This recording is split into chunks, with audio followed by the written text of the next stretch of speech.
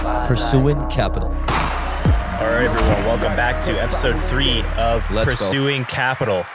Great topic for you guys today. Shan's going to start and is going to lead off with some big facts here about what to look out for when it comes to being successful and how to move forward and advance yourself. But before we get into that, Shan, how are you doing today? I'm doing well, man. I'm doing well. Excited. Episode 3. For everybody that's been watching this so far, I just want to say a quick message. Support us. Like this video, subscribe to our channel. We're going to be releasing 10, 15 second clips, 2-minute clips so that it's easier for viewers to come in and take a look at some of the best pieces of the content that we release. But aside that, so great for all the people that have been watching. And that's it, man. Let's start off with a hot topic that we both wanted to discuss. And it's pretty much, I mean, it's just a tool that I've used throughout my whole entire life, and it's pretty much observing, right? You know, the fact that I've been making observations for my business needs, for my, you know, my daily habits on a day-to-day, on a week-to-week, to determine what it is that makes me a better person, and some of the habits that I can sort of cut down, you know, smoking and alcohol, just right off the bat, laziness, you know, when you know you have a lot of things to do and you're just like, I'm just going to go and chill on Netflix for the next 10, 15 minutes. I feel like with some of these like important analysis, the way that I analyze some of these things, it's really helped me to develop some of my habits have just been better altogether, right? And I wanted to get your opinion on what you think about observation as well, man. So I guess you're talking about observing yourself and what you're actually doing. Exactly. And, you know, just being conscious about everything that you're sort of doing. Yep. I have a really good example for that, actually. When I used to run competitive track and field and cross country at Lakehead University, I was a varsity athlete there, and our coach used to stress all the time. He ended up going on to become Ontario University Coach of the Year, but he used to stress all the time about deliberate practice, about not just going through the motions. So when you're doing your form drills or when you're doing your running drills and all that stuff, to not just go through it just to do it, to actually deliberately do it and focus in on what you're doing, like observe yourself and your body and make every motion deliberate. Absolutely. So I definitely feel that point of what you're talking about. Yeah. And like, you know, I can relate to something if we want to just bring it to a business side of things as well. Like I remember when I worked for my previous company, the first thing that I did is I wanted to observe what made some of the owners, some of the directors. What were their day-to-day decisions? What were their just decisions based on like what got them there? And I started to understand these were some things that I had to implement in my own life and understand for me to get to that point, right? And it's a very important tool. I feel like a lot of people use observation for the wrong reasons, right? To judge others, to talk about others. And I feel like if you can really narrow that down to your own life, to be like, okay, what are my strengths? What are my weaknesses?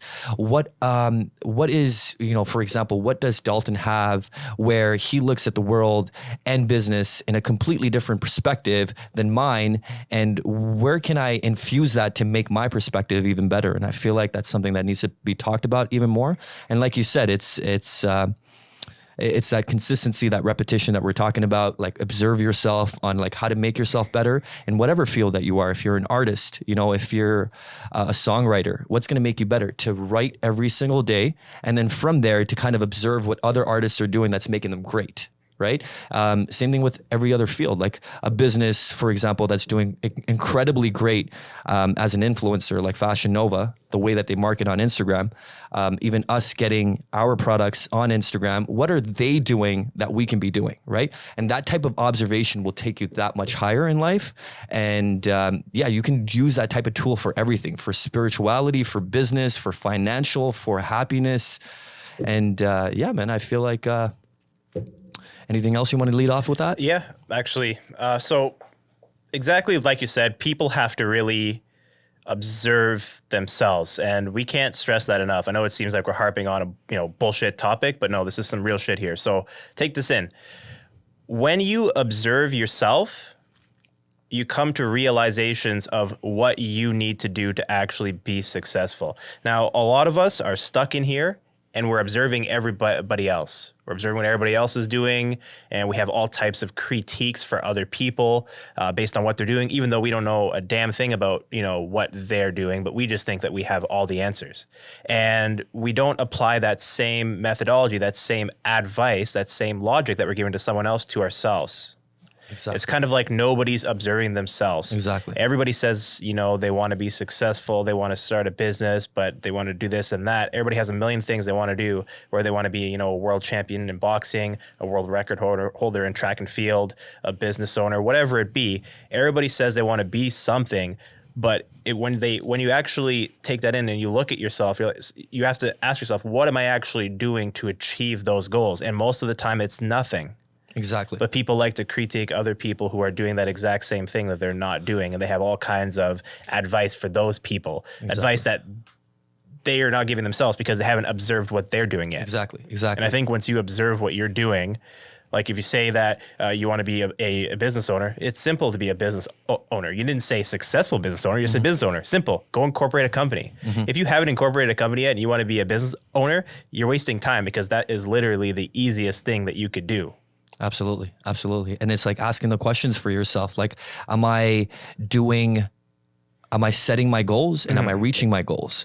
If I set a goal that I wanted to reach in a year and it's been 4 years, am I going to address the fact that, I set a goal 4 years ago that was supposed to be accomplished within 1 year? Why am I still not accomplishing that goal in 4 years? So like, if you're not making those observations, before you know, you're going to be 65 years old, right? Still working for the same company, still doing the same shit that you did yesterday.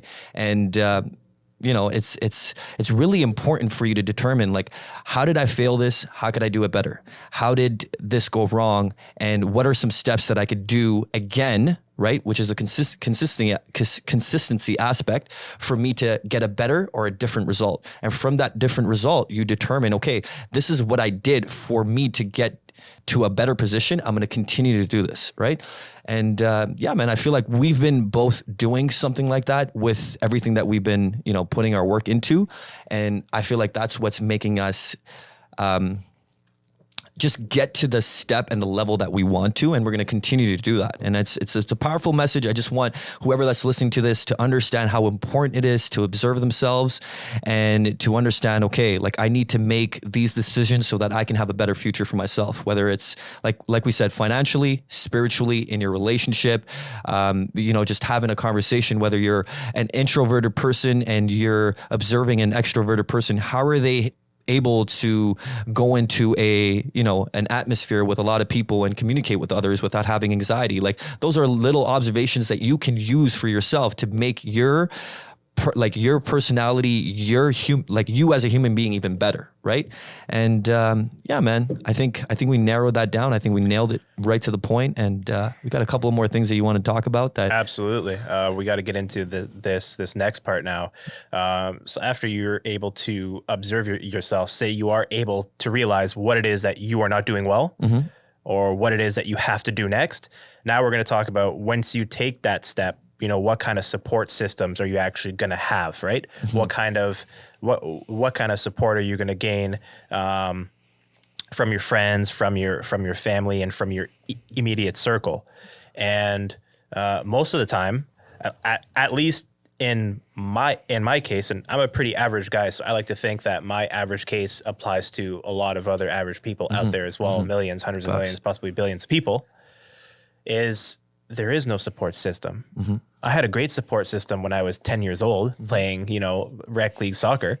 I had a great support system when I was 16 years old and in high school. But now I'm a grown man. I'm 29 years old and I'm an adult, and I don't have support systems anymore. Yeah. Because I'm a grown man, I'm expected to figure it out on my own.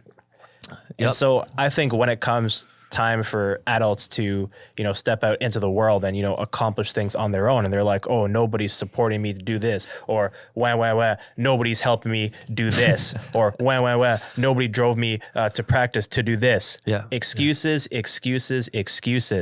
You have to put it on yourself, because the majority of the time there's not going to be a support system for you. My own friends and family didn't support me in any of my business endeavors. My own friends and family told me that my blog would have 0 views. Over 100,000, get them. Everybody has something for you. Everybody has something to say about you, because, and it's negative. There are no support systems out there. You got to go out and do it on your own. And if you can do that, you will realize that. Exactly. And Chris, this is going to be amazing. You are your own support system. Absolutely. I believe that, man. And the reason why is, for me, it was a little different. I didn't have the support system growing up. I came from a household where, my father kind of controlled the whole atmosphere, an alcoholic for maybe 10, 15 years, drinking every day, first thing that he did as soon as he woke up. So I had to internalize a lot of that stuff, right? Like, how do I support myself? What is it that I have to tell myself in order to continue to keep on going on, right? And it got better and better. However, there was, those are crucial years, like especially when you're 10, 12, 14, 15, 16, you're always looking for role models or somewhat of a leadership for you to get guided on what it is you need to do in your life. A support system.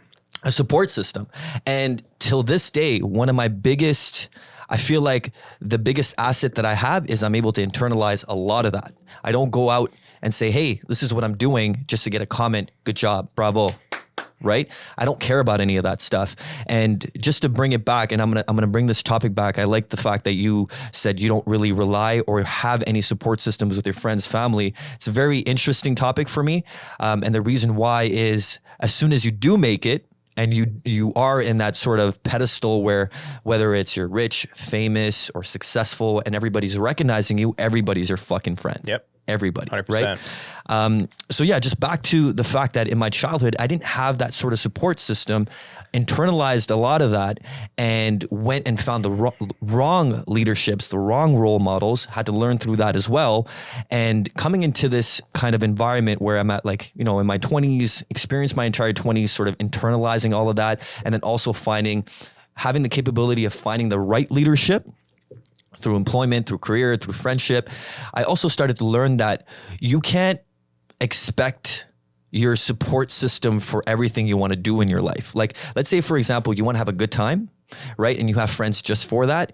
You kind of have to put it in your head where it's like, these friends are only going to be for when I'm drinking and I need to unleash a little bit of energy, have a little bit of good time, and then I need to get back to work.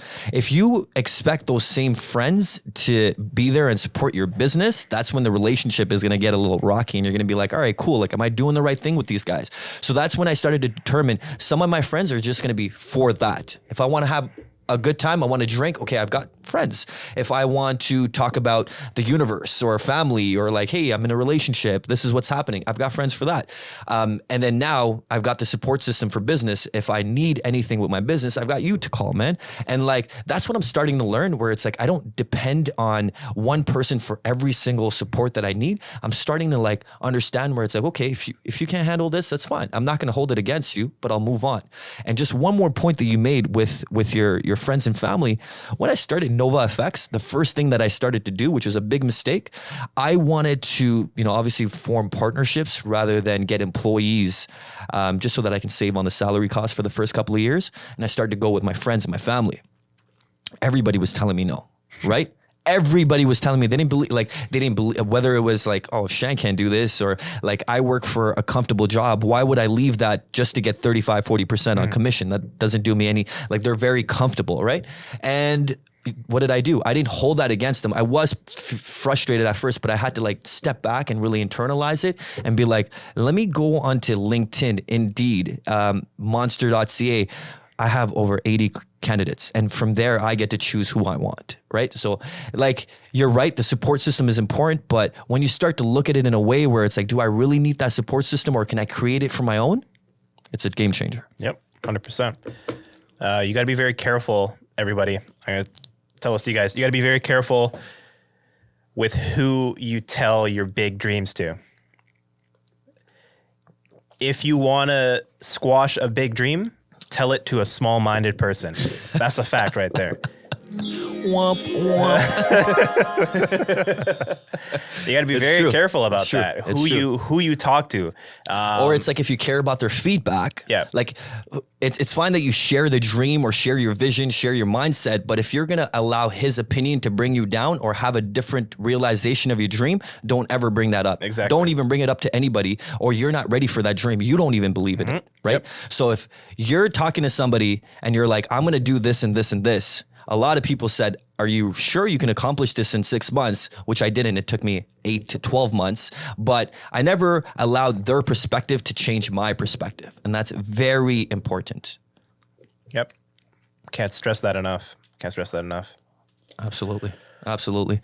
And yeah, man, it's just interesting to know. Like I remember, you know, even doing my, during my time where I wrote a lot of music, and I was more of I still had the business personality, because, you know, music has to do with being an artist and then being good at marketing and being good at the business side. If not, you're not a full artist these days, right? Because a lot of people don't really rely on management anymore. It's just like, how can I be self-sufficient? How can I take advantage of the opportunities that are out there through online streaming, through, you know, marketing through those online platforms. And, you know, I learned a lot through that, but I also learned that, like, if I don't reach out to people, nobody's just going to come out there and support me. I'm not no Drake. Like it's my second album, and I have to like get people's attention. And that's the biggest thing for me. And like, when you change that perspective where it's like, who cares if they're not supporting me? How can I still get their attention?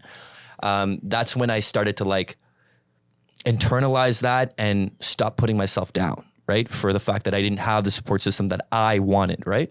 And that's really important, man. I feel like a lot of people don't realize that. They stop their dreams. They stop doing what it is because of other people's opinion, or because they don't feel like they have the support system that they deserve, right? Entitlement. That's the word, bro. Yep. Which is a bunch of bullshit. It all comes back to now responsibility. Facts. The responsibility that you have to have. You have to put the responsibility on yourself to achieve whatever it is that you want to achieve. There's a lot of people out there putting the responsibility on making more money per year on their employer. Oh, I get a raise in every 2 years, so I have to wait for my raise. Put that responsibility on yourself. People are out there saying, oh, I'm going to get my big break. I messaged Drake, you know, on Instagram, and I sent him some of my songs. And as soon as Drake gets back to me, I'm going to blow up. You're putting all that responsibility on Drake to make you big. That ain't going to happen. Take that responsibility, put it on yourself. So we really need to talk, I think, about responsibility here at the end of this, because it's on you. And I mean, take this away, Shan, because I know you got facts here, and I want to hear them. I really do. Chris is really tuned in, man. I swear, Chris, I hope this is the only podcast where you're this tuned in, huh? But you're right, man. Like, responsibility is a huge thing. I feel like Chris and I, while we're waiting, I know you were stuck in traffic coming through Hamilton. What was that, like a 2.5 hour drive? That shows real 2 dedication. 2 hours and 40 minutes for a 1 hour drive. For a 1 hour drive. And on top of that, for a 1 hour podcast. Yep. Right? Do what I got to do. Exactly. That shows dedication. I was even on the phone with Chris, and I'm like, hey, man, like, if you can't make it right now, I'll tell him to turn around. And he understood right away. He's like, no, man, I'm open till 5 p.m. I know how important this is for you guys. Let's get this done, right? And then we went to the back. He showed me his studio. Which we got to check out. But going back to that topic, responsibility, I feel like it starts with asking the right questions, right? And a lot of people don't figure out how important responsibility is till whatever age they need to get to, or whatever experience they need to get to. But it all starts with asking the right questions, man. Why do I even have to do what I need to do? Why can't I just be lazy, do nothing, and sit at home watching Netflix? What is that going to make me as a human being? If you're not doing the things that you're doing right now, and you're just doing nothing, you're going to reap the benefits of doing nothing in 5 years, of absolutely nothing in 5 years. But if you're doing everything that you need to do, and you're taking your responsibility, whether it's starting a business, wanting a family, wanting happiness, going to the gym for a healthier lifestyle, whether it's mental health, right? You have to make those responsible decisions, those day-to-day, week-to-week, month-to-month schedule, whether, if you're not organized, create a schedule, man. I'm going to wake up. This is the first thing I'm going to do. After that, I'm going to go ahead and work out. I'm going to make sure I eat 3 healthy meals, have 2 liters of water. All that type of responsibility will get directly applied to your business as well. If you take care of yourself, your business will also be taken care of. Believe that. It's a fact, bro. As soon as I started to take care of myself, I started to work on my business 10 times harder. I'm very sure that was the same for you as well. That is the case for me. Yeah. So I have a big point here. Chris, give me an amazing, please. Break this down. This is going to be some real shit here. Now, okay. A lot of people, I like that point that you just made, Shan. A lot of people are asking me, how is it that Bandon Court made money last year and how are you making so much more money this year? Mm-hmm. And it's exactly like you said. There's only one reason that my business makes money. It's because my business has to make money in order for me to eat. Mm-hmm. Okay? If anybody out there is running a startup or is thinking about running a startup, or anybody out there has been running a business for the last 1 or 2 years and you're not making any money yet to cover your bills, the reason why is because you haven't made that business. You haven't had to rely on that business to generate money. You are side playing that business. That is your side business. You have a full-time job that pays you to pay your rent, to get your food, to pay for your entertainment. You're already comfortable. That full-time job is paying you to do everything that you need to do. This side business that you guys have, or this startup that you guys are thinking about running, just quit it if it's not going to be the full-time thing. I'll tell you why Bandon Court's making more money this year than last year. It's because Bandon Court is the only damn job that I have, full-time job. Exactly. If Bandon Court doesn't make money, I don't get paid. I can't pay my bills. I can't contribute to my investments. Bandon Court has to make money. Exactly. And until you make your business have to make money, until your business needs to make money in order for you to eat, your business will never make money. Exactly.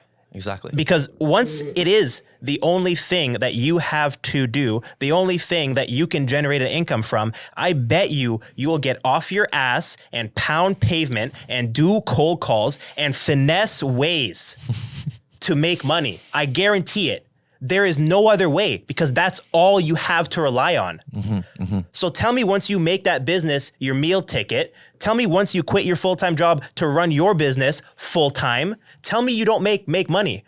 I'll tell you what, after month 1, you're going to start to starve and you'll be behind on rent. So month 2, I guarantee you're going to pull up your socks and find a way to get some income. You're going to do whatever it takes. Exactly. And the beautiful thing about what he just said is, he just specified his goals, right? And if he doesn't specify his goals, especially for Bandon Court, how the hell is he going to know what his goals are? Or how the hell is he going to know what he needs to accomplish? So once you specify that goal, whether you reach it or not, you have to make sure that you're doing the day-to-day processes of meeting or attaining that goal. If not, you're pretty much in a position where you're very fearful of whether it's failing, but you need to learn that you will fail and you have to be very, very responsive of being okay to fail. If not, what's the point? Right? You're never going to open a business. You're never going to get into a relationship without feeling failures or without making mistakes. And I feel like a lot of people live in this like foggy space because they're so fearful of failing or trying or setting these goals because they don't know how to start, where to start, and they live their whole entire life in this space. And then that's it. That's really it. You turn 60, you retire, and then you realize you don't have enough money and you don't even have a property. You're still paying rent. Right? It's like, what are your goals? Like, do you want to buy your first house? Figure out what that cost is. If it's a $500,000 house, okay, what's my down payment? 5%, 25 grand. How do I get 25 grand? I'm making $50,000 every year. Even if I save $1,500 a month, within 18 months, I'll have 25,000 if I did the math right. Right?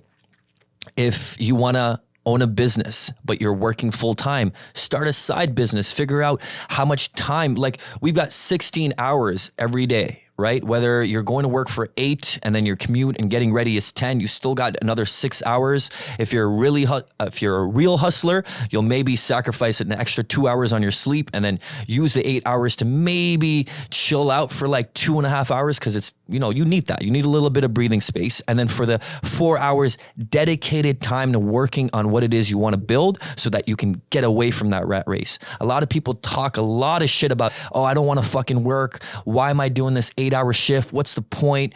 I don't like answering to people. I don't want to answer to a boss. But it's like, are you doing those day-to-day actions for you to get out? No. So stop complaining. Yep. Set your goals before you complain. Like that.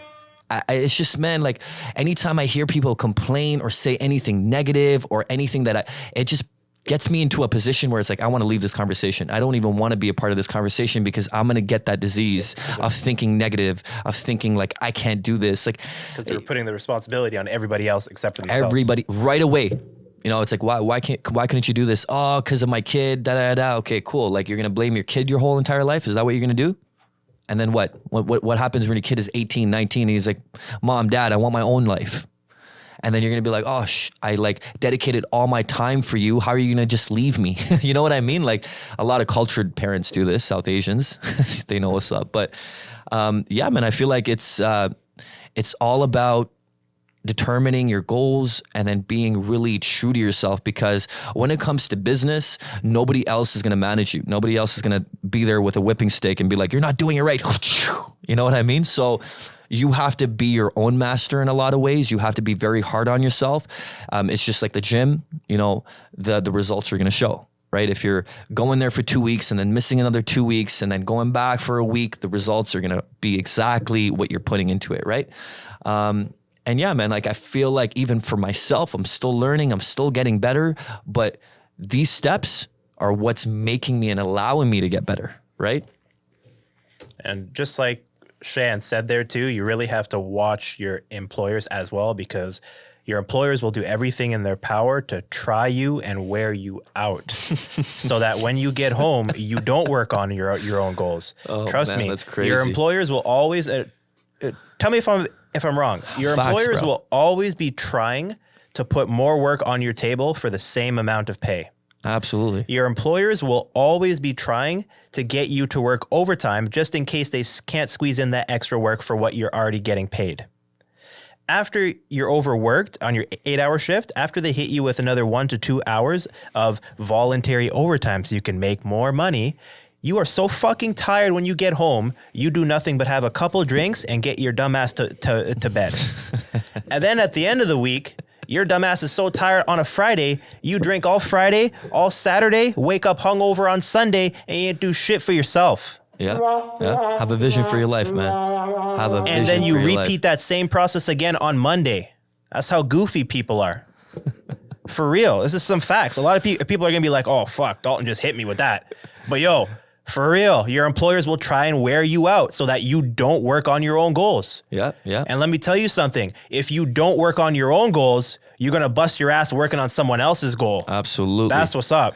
Absolutely. I mean, I have lived somebody else's dream, but I feel like I needed to live somebody else's dream for the right reasons, right? I didn't, especially being in the business world, like I realized at a young, not a young age, but in my 26, 27, where it's like, okay, I can't really be a full-time artist, because I went back and observed how my work ethic is when it comes to being an artist. And it wasn't the same as some of these greatest artists that are out there. J. Cole, Drake, Kendrick Lamar. And for me, anything that I do, I want to do it to a level where I can be the best. And whether it was my own determination or just my level of passion that I had for music, where it's like, I don't think I can take it there, but I'll always have it as a hobby. I'll always, write and love the game. I knew that this can't be my full time. I made that observation and I'm like, okay, what is it that I need to do now? I didn't have any other skill sets. I didn't know anything about sales. I didn't know anything about running a business, owning a company. I didn't even know when I was 21, I don't even think I knew how to incorporate. I probably knew how to get a master business license, but that's about it. Going into somebody else's dream, allowed me to open my own dream in a way where it's like, this is what I want to do for myself for the rest of my life. But it took me a little while. And that's why it's important not to stay oblivious and just to like go throughout your day just because it's work, it's a paycheck, and say, that's it. I don't want to learn anything. I don't want to be aware of my atmosphere of what's going on. I was like, no. I know that I got hired for sales, but I went and I took the initiative to learn about the back office, about accounting, about marketing, right? The directors would give me username access and credentials to every single social media account so that I can learn, right? And I like that a lot. And from there, I took the advantage of learning the entire company inside and out and decided now it's time for me to live my own dream. Right. So it's a bit of both. It's a balance. It's the right balance, but you have to make sure that you're aware of that. Right. Yeah, man. And it's, for me, it's like, you know, if you need order in your life, like if you need to like figure those things out, like whether it's your goal, whether it's your vision, you got to start thinking about it, right? You got to manifest it in a way where it's like you're actually using your mind here because of technology. Everybody's just like, oh, I'm bored. Oh, what is there to do? I'm bored. Yep. Oh my God. Snapchat, no. Instagram, no. Like, no. Flipping Use your through, head, man. Flipping through platform and platform that's it. platform. Yeah. You got it. Okay, first of all, when you're on social media or whatever app that you're using, you got to figure out how much time you're spending on that app. If you're spending 2, 3, 4, 5 hours and it's for the wrong reasons, you're just scrolling through, looking at memes, just liking pictures, you got to stop that shit right now, man. Like, that is not effective. It's not effective because like the fact that millennials and just the generation after that are using or are on screen time more than anybody else in history, we have to ensure that it's for the right reasons, right? You can still be on screen. You can still use your screen and have an effective experience, but 90% of the people, or 80, whatever the number is, I'm pretty sure it's a higher amount than a lesser amount, are not doing that. Yep. You'd be better off now instead of spending 4 hours a day on Facebook, Instagram, TikTok, what else is there? Whatever other garbage. Snapchat. You'd be better off, instead of spending 4 hours a day on those platforms, spend 4 hours a day on Upwork and Alibaba. Yeah. And I'm telling you, you're going to be way more successful than scrolling through, finding a meme, saving it, and then sharing it with all of your friends. And it's the right influencers too, right? Like if you can find people that, and it's so funny, man, I sent you this post yesterday, but right before because I really want to bring that up, but I wanted to just finish the thought process. If you can find the right influencers that are not asking you for fucking money, if they're asking you for $5,000 in order for you to learn something, it's bunch of bullshit. Okay. So you can find a lot of free content where it is what you want to learn, or it's at the direction you want to go, whether it's business, spirituality, life, relationship, just anything you can think of, you can find it for free. And the reason why I'm saying this is Dalton and I are running multiple businesses. I'd say we have about 4 together right now. And I want to consider pursuing capital business as well, man. Like, then 4, yeah. You know? And the fact that we started our all natural skincare company and we know exactly how hard of a process it was, how much time it takes, right? How much time it takes for something like this to be built, to be available online and stores. It takes a lot of work. So we saw this website, and we're not going to say any names, but it was just really funny. But he claimed that he turned a all-natural skincare company with his wife from 6 months of starting into a multi-million-dollar company. In his kitchen. In his kitchen. Which is impossible because you need the biggest production company to supply those type of cream, supply that type of quantity. Hit those sales, yeah. And for him, it was a subscription, right? It wasn't even about that. He like orchestrated a whole bunch of lies, which is so obvious. And he's targeting these people that are not aware and that are very naive, where it's like spend $5,000 and I'll pick 4 of the best products that are going to make you money, that are going to make you $1 million right away. It's like, forget all that. If you guys want to learn business, we'll teach it to you for free. Right. We don't. And the reason why I'm so confident in that, bro, and I really believe in this, because even if we're going to be on this podcast and we're teaching how to run a business, open a business, find the perfect niche for you, I bet you any money, 98%, 99% of the people watching are not going to do it. I agree. 100%. And that's why I'm like, let's just give this out for free. Let's just give it out for 100%. free, man. We can give absolute facts, great business tips, tell you exactly how we did this step by step, tell you exactly what those ingredients are, tell you exactly the marketing plan that we're going to do. And you're going to sit there and not be our competitor by tomorrow. That just is the way it is. Maybe 1% of the people watching will actually do that. And kudos to you because you'll make money. The pre-sale for those first 1,000 jars that we ordered sold out, and we already pocketed that money. That was easy money in the bag. It's easy, but you guys really have to take the responsibility, put it on yourself, and do the work. I'll tell you this again: just put the responsibility on yourself, because if you find value in this video, like the video, subscribe to our channel, and continue to view our stuff. I'll tell you what, you will be turned off of this channel and you will get away from this channel if you show this channel or this video to one of your friends who don't have a business mindset or are just a negative energy person. They will tell you that, hey, Shan and Dalton are actually full of shit. They don't know this, they don't know that. It's not that easy. You will get discouraged and you will be stuck doing what that person is doing. And don't fall for these lies, man. Especially where it's like $5,000 for you to get $1 million production. Never pay that. It just doesn't make any sense. And it's very clear that even for a person like this, and I'm going to run the number here, okay? He just needs to get 1,000 people to make $5 million, right? Which is so easy. I'm pretty sure there are 1,000 naive people that don't have a clue that will pay the $5,000 off their credit card, off money that they've earned hourly. And you don't have to do that. Give us a message if you're really serious. Like and subscribe and reach out to us. Comment on the video. Be like, We'll hey man, get I want right to get back into to you. business. Yeah. Exactly. Yeah. Comment and say you want to get into business. I promise you we will reach out personally and give you any advice, any tip that you need to get started. All the links, all the relationships that you need to make, all the nuances that you need to pay attention to, the research that you need to do. It takes a lot of research at the end of the day, right? And even for you to figure out what is a niche that we can make an impact, because the skincare company is completely saturated, right?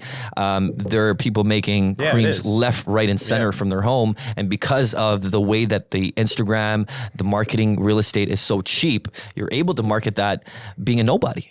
Right, it wasn't like that. I didn't even think of that. That's a good point you make.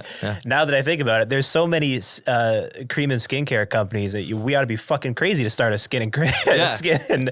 But what did we do? We did it. But we still look for a niche in that market, which was not as competitive. All natural, all natural. And we have a marketing plan that nobody else on exactly. Instagram has. And the creams that we've tested, not nowhere as nice in terms of smell, in terms of the results that it provides. And it's just a matter of, now it's just, we just need to continue to build that brand. You know what I mean? Yep.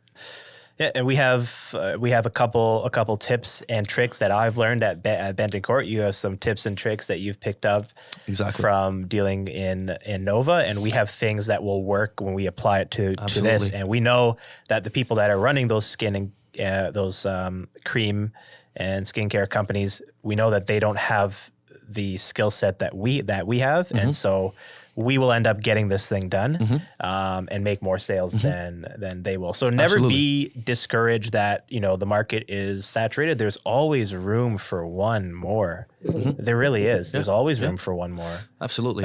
If you look at Fashion Nova, the reason why they're $1 billion industry is, well, one, they realized how cheap the Instagram real estate was as far as marketing, but not only that, they started to pool a lot of money for A-class celebrities on Instagram, approach them, whether it's, whatever that payment was, I'm not entirely sure, but it's like when you're getting 20, 30, 40 of the most famous celebrities that have over 2, 3, 4, 10, 15 million followers, and you build a relationship, what kind of market?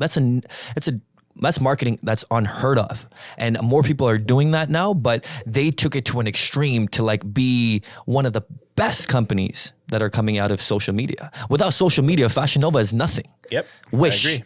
Without Facebook, it's nothing. Right. And it's $1 billion company now. Right. And they were just like guys like you and me starting off in a garage, starting off in And that's what hard work and dedication does. And that's exactly one of the strategies that I want to do for Improve Natural that I've already started. We're just pretty much, I'm looking for putting the females, responsibility on ourselves first. Exactly. First and foremost. And then figuring out, okay, if there are, if I can find, influencers from the range of, because, our budget is a little smaller to start with, 25,000 to 50,000, all the way to 300,000 followers. I'm just sending him a direct message saying, hey, we have a all natural skincare cream that we'd like you to try. And if it's something that you're interested in, how do you feel about marketing this for us? Would you rather do it on a cost per cost? Would you do it per post? Or would you just want to be an affiliate, right? It's just about having that conversation. Yep. And it's a numbers game, right? You talk to 100 people, 10 people respond to you. And then from there, maybe 3 people get onboarded. And then from day to day to day, a year from now, you've got 30, maybe 300 people on your team. Whoa. Hold on a second. So we have a business mindset. We both look damn good, but you mean we're both sliding into DMs on Instagram to sell creams and not creams, and not sell what's in our pants? Is this for real? Is this a new game here? What? It's just for the creams. Into DMs to sell creams. It's just for the creams, I swear. It's a very platonic relationship. I don't give a damn about getting with nobody on Instagram or sliding into DMs. Yeah. I'm trying to sell that Improve Naturals. Yep. Rewire your brain to do things differently, put the responsibility on yourself, make those cold contacts, get shit done. Absolutely. Because I've seen females show me their DMs, and there's probably over 3,000, 4,000, 5,000 messages on there. And you can see that a lot of males spend their time in. And it's like, man, why am I wasting my time? I'd rather spend my time sending DMs for something that's going to benefit me in my life. Mm-hmm. And it's going to come from Shan Dalton. There's going to be Improved Naturals in the DM. Absolutely, of course. What's Improved Naturals? Exactly. Oh, yeah, no, I'm not sending any of these messages from my personal account. No. Yep. It doesn't make any sense, but it's nice, man. I feel like every episode we're getting a little deeper. We're getting a little more vulnerable in a good way. Yep. And I feel like that's what we need. Yep. We just need to be ourselves. We need to talk about real shit that we're doing every single day. We need to talk about stuff that I'm in a point where I don't even care. It's not even a secret to me. I want everybody to know what I'm doing. Yeah. And it's like, if you're happy with it, if you want to take it and apply it to your life, if you want to observe us and say, okay, maybe I can try this and add this onto my skill set. And if you do that and you become successful, or a part of you becomes a better person, I'm happy. Yep, that's all I want, man. That's all I want, especially when people are in their 20s. A lot of kids on their 20s are trying to figure out, how can I make money without doing the 9 to 5? The 9 to 5 is dying, man. Mm-hmm. You're not supposed to live. You're not supposed to work hard for 40, 50 years. For 40 and 50 years. No, man. Retire and be too old to do anything and spend 10 years before you die. And that's what everybody's doing. The kids are starting to figure that out. And that's why you see these 14-year-olds that are making $1,000 a day, 21-year-old making $100,000 a year. But even though they're making that money, they're not thinking long-term anymore. And that's where I kind of want to nail it in the head, where it's like, do not spend your money on things that you don't need. Keep building assets, keep compounding your money into, more money. And then 10 years, 15 years from now, you're going to have enough money where you can buy every single thing that you want, and money still keeps rolling in. And it's because you made those important decisions to position all of your money into just funnels, man. These different funnels that are just giving you, okay, here's $1,000 in dividend. Here's $800 in royalty. Here's $700 in sales. If you can get that every day, you're walking. Multiple income streams, that's what it's all about. And this podcast is going to continue to get deeper. We are going to have some guests coming on here to speak to you from all different areas. It's not just going to be a stock market or real estate or this business or that. We're going to have all types of different people from all different types of backgrounds that have figured out what really, really works. Mm-hmm. And we're going to get them to tell you and help educate us, because you can never stop learning about what needs to be done to be successful. And our next podcast, we're going to start to break down things like the sales cycle. Absolutely. And how you can actually make money from a product. So it's going to be great. Just keep on tuning in, and we're just going to get deeper and deeper and deeper. Yeah.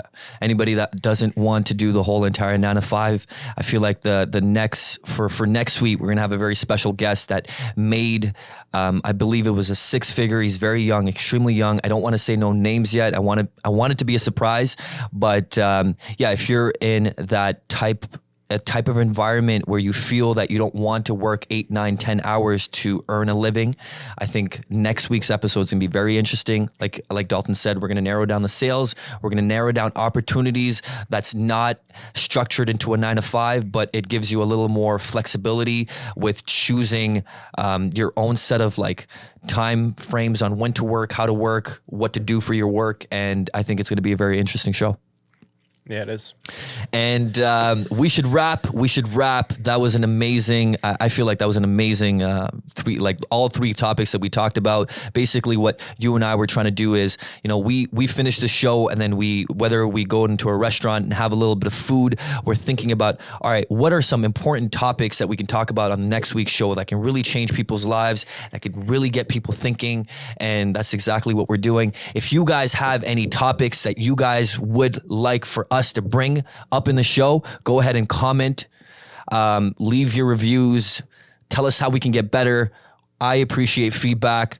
I don't take it personally. Like, I really don't give a shit about the feedback, but I want to hear it because I feel like some of the feedbacks could really make the show a better show.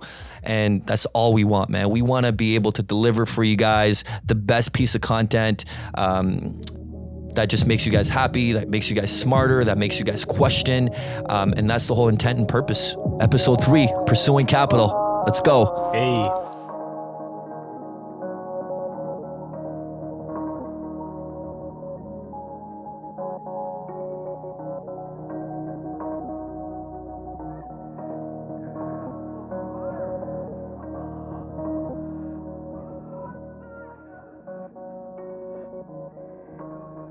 Jeez.